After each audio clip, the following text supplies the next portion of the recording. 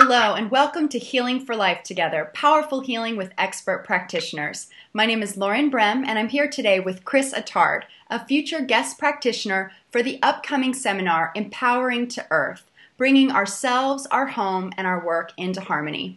Kris, thank you so much for joining us. I'm so looking forward to interviewing you for the upcoming seminar. My pleasure, Lauren. Greetings from Malta. Greetings from Malta. So, Kris, my first question for you, I actually have a lot of questions for you, but for people who haven't met you, could you tell us a little bit about your background and especially about biogeometry? Because that's something you talk about in the seminar description, combining that with body talk. I think there's a lot of people out there, myself included, that we don't know what that is. Sure. Okay. Well, it's a very vast subject, so I'm going to condense it. First of all, my background. Academically, I had studied science subjects, especially public health. I used to work as I used to be a health educator, and I studied environmental science at university, those kind of subjects. But the subjects that we're connected with here are slightly on a different octave, if you like. And ever since really I was a child, I was very fascinated with shapes, and then obviously when I got to learn about energies, I put the two together, and it was all very much an interesting journey. My background, obviously a lot of people from the IBA know me. I started out in Body Talk and Mindscape. In fact, if I say I was there from day one, it's not metaphorical, it's literal, because I actually coordinated the first ever Body Talk seminar in Malta. Wow. So I got in on Mindscape at a very early stage, when in fact it wasn't even called Mindscape. And then I became senior instructor. I helped formulate it in a weekend workshop, etc. Later on in 2004, developed Advanced Mindscape. That's the IBA side of things. But as I said, in the meantime, I was always, really even before I was in any of this stuff, interested in shapes, forms, symbols. I had this fascination. So I got to study sacred geometry. Then in 1999, I saw a newspaper story which really struck me. It was about certain Dr. Ibrahim Karim and the work he was doing with something he called biogeometry. And when I read it, I was just blown away, because here was a man who took essentially the ancient knowledge of how shapes could affect our consciousness, could affect energy and spaces around us, and was basically forming it into a science which everybody could study. So that started the whole process for me, until there was a time I didn't even have internet. So it was indeed very easy to track him down in Cairo. But eventually when I did, and I got to train, etc., etc., etc. And today I'm one of the 7 biogeometry instructors in the world, because there aren't many of us. And I'm happy to say I'm teaching course in 2 countries now. It's spreading quite rapidly because people are taking to it. And I'm happy to see as well a lot of people even from the Body Talk community, because the two seem to have a lot to complement each other with. Okay. So and leading into the seminar title, Empowering to Earth, could you tell us, those are kind of strange words, empowering to Earth. Yes, I understand. Actually, I realize I haven't said much about biogeometry itself. In a nutshell, biogeometry, what does the word mean? Well, bio is life, geometry is the study of shape, form, etc. So one way of putting it would be the study of form or shapes on life. However, it's very important to add that when we talk about shapes here, we're not just talking about a shape, simply something you draw. For us in biogeometry, a shape is an expression of a quality, an energetic quality. Quality can be expressed depending on how you process it. It can be expressed as a sound, a color, an angle, a proportion, a shape. Okay, so when I talk about shapes, it's really a very vast idea, not a simple matter of simply drawing a little shape. Although, on the practical side, that does come in as well, because shapes do have an impact on our environment. And I'll add also, because this is important to the subject, just a way of thinking about this. An analogy I like to give to people is this, that if you imagine a still pond and you put your hand in it, what's going to happen? Well, obviously your hand will cause ripples. Now, the extent, the shape of those ripples is also going to be determined by the exact shape of my hand. So whether I have my hand open, whether I have, one finger sticking out or in a certain shape, that is going to have a very distinct impact on the ripples it creates. Now, the people listening here, I know everybody's a practitioner, so nobody is new to the idea that everything is energy. So as the ancient Rosicrucians used to say, there's no such thing as empty space. So if we consider that everything around us is in fact energy, therefore, it's obvious that having a shape in space creates those waves. This is not just a metaphorical concept, Lauren, because part of the work that biogeometry taps into is the work of a group of scientists called the radiesthesists in the 1930s. And they formed a very, very fascinating body of work about what they called shape-caused waves. They began to see that practically every shape causes a certain wave. And that was part of bringing back, if you like, the ancient study, which many ancient civilizations knew very well, about this fact that any shape produces a certain wave. Now, in biogeometry, we take that in detail and we actually qualify it, not quantify it, but qualify it, meaning we study the different frequencies of energy, the different qualities, because, people talk about energy, but how many people really appreciate what their energy is, what this energy is? So somebody may say, oh, I went to this place and there's such an amazing, powerful energy. Okay, but what energy? So once you can even learn what quality, what frequency it is, then you can even work with it. Okay, so explain to me more this title, Empowering to Earth, what we're doing, and how does biogeometry tie into that? Okay, well, Empowering to Earth is quite a vast subject in its own way as well. Biogeometry, it only touches one aspect of this. So Empowering to Earth brings biogeometry, sacred geometry, and geomancy and things like that, knowledge of earth energies, a field which I very much work in. Well, let's put it this way, Lauren. We live on the earth, but we really do not understand the actual relationship we have with it. I like one way I heard it put, that in our life, throughout our life, we spend so much energy on learning languages, for instance, languages of other countries and other people. But how many people have actually stopped to think about what is the language of the earth? And you see, the language of its energies, of its forms, etc.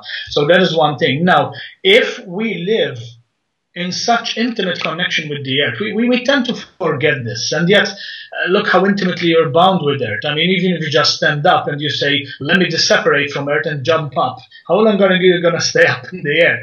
Not more than 1 second. That's how intimately you're linked. So obviously, if we learn to empower our connection with the earth, it can be very, very powerful. Let's not forget one thing. The earth is not just some rock. The earth is really a living thing, okay? The earth, and we are an expression of the earth, and we depend on it, just as the earth probably depends on us in a certain level of consciousness for expression, right? And in fact, an interesting thought, just to get us more into the subject, Lauren. Even I said it right now, the word we use in English is we live on the earth. In truth, we don't live on it. We live in it. Well, think about it. If you get into a rocket and fly out into space, once you lift off, you're still in what we call the Earth's atmosphere. But once you go further out, there's no more atmosphere, is there? So what does that mean? That atmosphere is part of the Earth. We can only live because we're actually in it. If we go out of the atmosphere, we can't live. So in truth, it is almost like the aura of the Earth, thinking of it fancifully. So yeah, we don't live on the earth, we live in it. Yet we, both in the ancient sciences of earth energies, geomancy and all that, and even people who have studied feng shui, which is something I have in my background as well, will understand this, that once we learn to get a certain harmony with the earth, and specifically, I'm not talking about the earth as a whole, because that is another little not misconception, but I think sometimes people see the picture too big in this respect, and they don't know what to do. Like, oh, okay, I'll help the earth, I'll recycle and all that. That's fine, and it's very important. But what about starting with your own little patch of the earth? And this is where we talk about our home, our workplace, our clinic, okay? Because there is where the relationship starts. Then we can expand it, as in fact we will do in the seminar, to connecting, let's say, with what we call power spots. The earth has power spots. They're like the acupressure point, the acupuncture points, if you like, on the earth's surface. Except that there aren't 365, there's millions of them. Okay, so I will be talking, for example, about how to learn to recognize power spots in your immediate locality and even establish a little bit of a relationship. A sort of a working relationship with that energy. Why? Because it's a powerhouse. It's a source of energy, and yet we work alone. You know, we forget that we're standing on this massive energy. So that is one aspect. Another important aspect of empowering to earth is to learn to work with the earth energies better. One thing about earth energies is they come in different forms. There are different grids, different lines, different spots, etc. Now, you know, like we can say they're obviously natural. This is a natural thing. It's not man-made. However, just because something is natural doesn't mean that there aren't certain parameters as to how to operate with it. If I go to the African jungle, African savannah, it's very natural, isn't it? But that doesn't mean I'm going to walk up to the first lion I see and go, hello, nice pussy. You know, that's not exactly a good parameter to do, is it? So in the same way, we learn to understand the earth energies and maybe how they're coming into our homes and coming into our offices, and sometimes they can be very advantageous if we learn to harmonize and we learn to work with them. But there are also other circumstances where it's kind of like that lion, you know, there's a little, as natural as it is, you have to kind of be careful with it as well. So I will try to give a little bit of awareness on this seminar, Lauren. That's part of my objective. Excellent. Okay, so Kris, in the seminar description, you said the places we live and work in and the man-made environment around us can have more of an effect on our life and our very well-being than we may imagine, not just on the physical, but even on the spiritual. So I'm just wondering if you can elaborate on this. Are you implying that the environment has a negative effect on us, both physically and spiritually? What's happening there? Okay, well, first of all, as you obviously realize in that description, my concept of, well, not mine, but the concept I'm describing there of environment is a little wider in scope than most disciplines address it. You know, you talk to scientists, somebody in any academic field, when you talk about environment, sure, they will talk about the air, they will talk about the water supply, they'll talk about lots of things, the immediate surroundings. However, even when I mentioned just earth energies, already, of course, we've entered into a realm there which is not explored by conventional science. Unfortunately, and I say unfortunately, because there once was a time when it was very much a part of our science. Okay, so I say it can have more of an impact because, first of all, we need to expand our view of what our environment is, as I said. It's not even about simply the feng shui aspect, if you like, you know, of how to place things in your room or whatever, or which side of the house you use, etc. But it's a bit more generic than that. So yes, these influences can have a huge impact on us. And you mentioned, I know you were asking about it, one aspect of the man-made, what I call the man-made environment. Now, this is a hugely important subject, I think, nowadays, Lauren. I actually think it's quite pressing for us to begin to appreciate it a bit more and learn to see it and not live without knowing it's there. Because I'm talking here about, for example, the effect of our electronic technology. Now, one pitfall here is that we do not see it, we do not hear it, and we do not feel it unless we're sensitive, and we think it's not there. This is why there's always this constant debate. Is it harmful? Is it not harmful? Because we can't really see it, so it's hard to judge. If it was like a gas in our atmosphere, everybody would suddenly be complaining, to their local politician, like, what's all this orange gas I see around my house? Well, if you had to just borrow or rent or buy one of the meters which detects EMFs, for instance, and you turn it on, you will be very surprised because they're everywhere.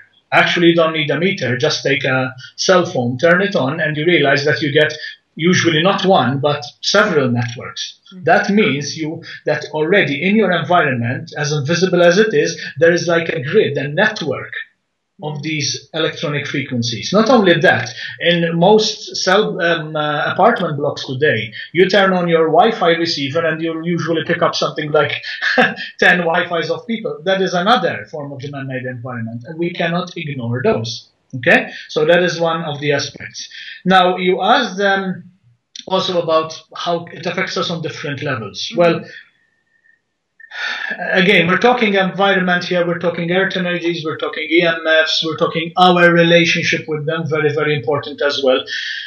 Obviously, they can affect us on the physical level. This is where the debate is all about. Even on in those circles, those scientific circles, where we do have scientists who are saying that we can't ignore these things.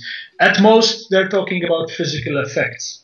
However, when you test with energy instruments, things like special pendulums or other special equipment, then you can begin to see that the effect they have is not only physical, but it goes higher. It actually goes mental, for example, and in biogeometry, we actually believe that a lot of the, let's call them behavioral disorders we sometimes see. I'm not just talking individuals. I'm talking almost society as a whole. Our kids who are really full of this electronic gadgetry and all that. That there can be something possibly attributed even to EMFs. For example, from studies, it's been shown that when somebody is in an environment which is heavily suffused with EMFs, electromagnetic frequencies, when they're sleeping, you examine their brain patterns, their brain wave patterns. Those of you who did Mindscape with me or with any other instructor, you remember us saying how we're normally in the beta state, and then, like in Mindscape, you go down to the alpha, and then you can go down deeper to the theta and the delta. Well, in sleep, that is supposed to happen naturally. So you're in beta, you go to sleep, and you go, the frequency of your brainwave gets progressively lower. Okay. Now, what has been shown in certain studies is that when somebody is sleeping, for instance, in an environment with a lot of EMFs, when that process starts going down, let's say, 18 hertz, 17, 16, 15, there are places where it actually skips a gap. So, for example, it might go 15, 14, 9. You see, it will skip that whole bracket, for instance, between 13 and 10. And that is not a good thing. That does not make for a restful sleep. That compromises, for example, the whole, the very objective of sleep. Okay? Now, when I'm talking about the objective, again, not just physical, but even higher levels, higher mental levels. And yes, I mentioned spiritual. When I mention spiritual in these contexts, I'm not obviously referring to the context of any particular belief system, that kind of spiritual, but I am talking about spiritual energy, what you can call our higher levels. Okay, now whether you relate it in one form or other, but yes, I presume that people tuning in here who are mostly holistic practitioners obviously are in agreement with this aspect, that we do have these higher levels of consciousness, that are not at the normal ego level of consciousness, but higher. Those are what we call the spiritual levels. And yes, our environment can have effects even on those levels as well. I will be talking in more detail, obviously, during the series. Okay, so with everything you just said about, all of these environmental effects, are there some people out there that you'd really love for this seminar to reach? Some people with particular symptoms or particular awareness? Like, who would you love to take this seminar for 6 weeks and get 6 sessions, particularly on this issue? Yeah, well, I guess anybody who's got his feet on planet Earth will benefit. That kind so of a few of us, then. Yeah, quite a few of us. However, Lauren, I would say that, for example, people who are, we mentioned already, practitioners or body talk practitioners, holistic therapists, any other discipline, I think having a basic awareness of this is actually very, very important, because you're a therapist and you face people and they come to you and they have certain stress. And I've often spoken to therapists, and I've had many people who are practitioners who came to biogeometry email me on this and say, now I realize, for example, why Mrs. So-and-so, who's been a client for so many years, her story is always the same. She comes, we fix her, she feels really great, she emails me, tells me I'm feeling really great, but then she comes back and it's almost like exactly the same symptoms. Well, I've had people who have tested, because they knew the person very well, for instance, and found that there were, let's say, huge saturations of EMFs in their home, or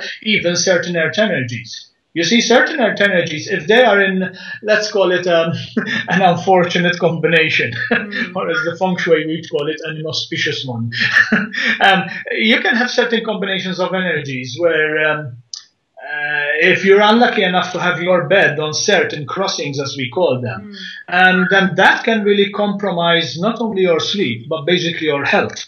I know of cases where people have been having serious, and I'm saying serious with a capital S, serious health issues, and they actually got in contact with somebody who could do the work, who could test, and found that they had a certain, what we call a zone crossing, together with underground water under their bed, and simply moved their bed by half a meter. Wow. And everything suddenly reversed. Why? Because it was what they were, it was literally like being plugged in to something that was affecting them. But they couldn't see it, and conventional science doesn't prepare us for it. Right. No, doctors aren't prepared for this. More often than not, they'll tell you, oh, that's a load of rubbish. Right. But once you've experienced it, you'll know it's not. Okay, so now the title's making more sense. You're going to help us get empowered by the earth rather than being disempowered by our relationship to it. Yes, okay. Yes. Obviously, we will be touching on different subjects. It is a way of getting a general awareness about this whole thing, naturally, because it is a very detailed subject, which one has to get to do practical work on. But in these 6 sessions, I'm sure we can cover a lot of ground, and people can at least say, oh, I didn't know that. Now, that helps to know, or I can look at my environment in a new way and perhaps open new possibilities when there are certain things that one is not understanding. Excellent. Well, for those people listening who haven't done a seminar with Healing for Life Together, we do 6 sessions over 6 weeks. And this seminar is going to be particularly unique, Kris, because you're bringing the biogeometry and your mindscape, your body talk work, everything you've studied, as we do. And there's going to be a particular large amount of education, I'm sure, and practical application as well. And one of the things that we do on our calls is we have a live Q&A so that people can write in and present questions. And they basically have a direct line to you for 6 weeks where they're able to ask questions. And we open that up for this interview call. And just want to kind of get the ball rolling with the Q&A that we'll have starting November 7th. And someone wrote in, and this is an environmental question. They're saying, Kris, I feel like my home is really affected by my neighbors, as I'm surrounded in my complex by very negative, unhealthy people. Can this seminar help with that? Should I move? Okay, well, that's quite an interesting question. Well, first of all, I would never answer a question directly like, should you move or shouldn't you? Because there are so many factors that are inherent in that. And but let's talk a little bit about it. Well, first of all, in a situation like that, Lauren, I would see 3 major parameters that we can talk on. It hinges on 3 things. A, those outside influences that this person has asked about. In this case, she's identified them as people who live in the complex around her, who she identified as negative, unhealthy, if I remember correctly. Okay, let's start from there. First of all, I will say, whatever this is, whatever we're talking about, the way that you look at those influences in your perception is going to already make a huge, huge difference in what the issue is going to be like.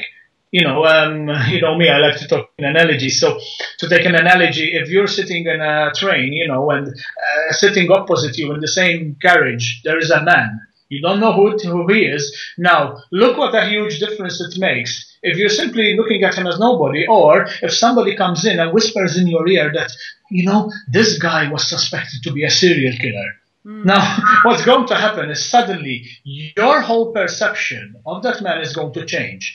But more importantly, with it, your body reaction, your energies, so even though in this case, this person might be listening and might say, okay, but I don't suspect these people are negative. I know they are, for instance. However, the way, as I repeat, the way you look at them is already going to determine what's coming to you. Because if I see someone and they have a negative attitude, and right away I go and say, oh, they're so negative, then maybe I'm already building up a little bit of that energy, which is going to work against me. If, on the other hand, I consider that being negative is just another level of ignorance, and I say ignorance in no derogatory way, because obviously each and every one of us, without exception, so long as we're incarnate here, we are shrouded with layers and levels of ignorance, okay? So some have some layers, some have other layers. So if for a moment you see that, whatever it is simply as it's just a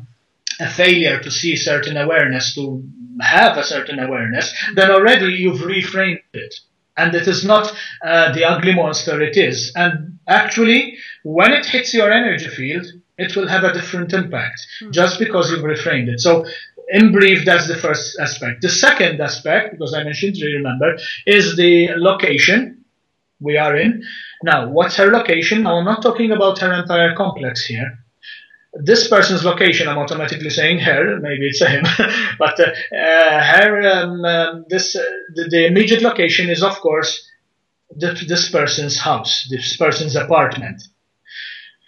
And that ties in with us as well. But what I'm trying to say is this, that if outside influences, and that's the word we would use, outside influences are coming in, obviously the state of our house is going to have a huge impact on how they come in, or whether they come in at all, or at what level they come in. This is exactly the same as saying, if my body is healthy, if I do sessions on myself and I take good care of myself, therefore whatever outside stressors there are, they're going to have much less impact on me than if I don't take care of my body, or even worse, if I mistreat it. Everybody knows that. Well, it's the same with a house. And this time a house, I'm not talking about building triple thick walls. Certain energy influences still go through, they don't work on that level. But if you work on a level where you learn to harmonize your house, perhaps you learn to work a little bit more with the energies in your house. You learn to balance it in one way, okay? And obviously here the skills of biogeometry come into excellent use, okay, the training and learning those types of skills. But the more harmonious your house is, the more protected you're going to be. And let's go on the third factor then. You, because ultimately this is about you, us. Ultimately, again, one other analogy. People get ready, I always talk with analogies. One good analogy is, this is actually one which Dr. Karim likes to use, and I've always liked it. If you imagine a glass of water, the water may be very pure, very clean, but it's not difficult to contaminate it, even by putting one drop of ink. You can imagine putting one drop of ink, look how easily it will contaminate it. However, what if that glass of water is not static, but it is constantly being filled and it is always overflowing? So think about it. It is still a glass of water, but it is connected to a constant supply of clean water such that it's overflowing, like one of those fountains you sometimes see. Now, put that drop of ink again. What happens? Yeah, sure, for a moment the ink gets in there. For a moment you see that cloud.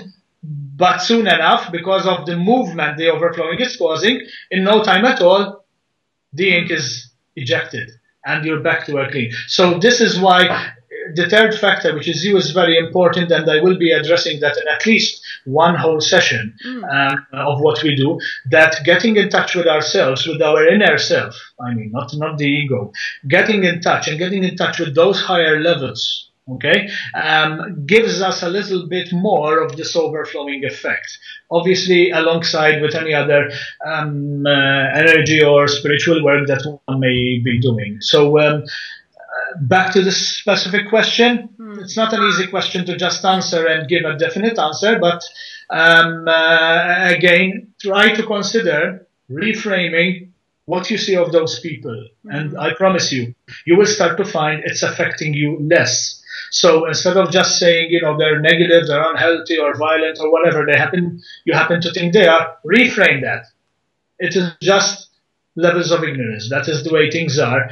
And then you start to see it like that, sometimes even start to see it with a certain compassion almost. And then that really changes the whole thing.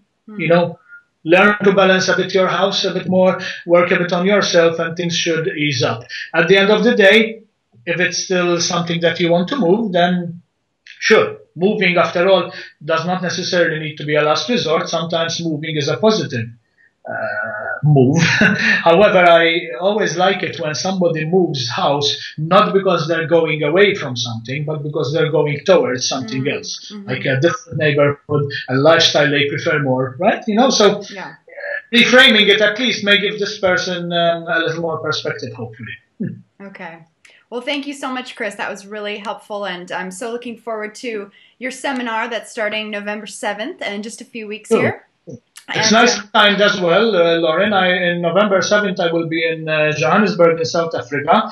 I'm giving the second biogeometry foundation training, and it will be my day off after having finished the course. So it will be quite interesting doing this, initiating, if you like, this first session of the course, right in the energy of whole biogeometry training. So yeah, absolutely. Absolutely. You'll be buzzing with it. And we do have, you know, people signing up all over the world. So it'll be exciting to come together and balance our own little plot of space, as you said, for the earth. Well, thank you so much, Kris. And thank you everyone for joining us at Healing for Life Together. We're committed to healing and transformation for individuals worldwide. We'll see you soon.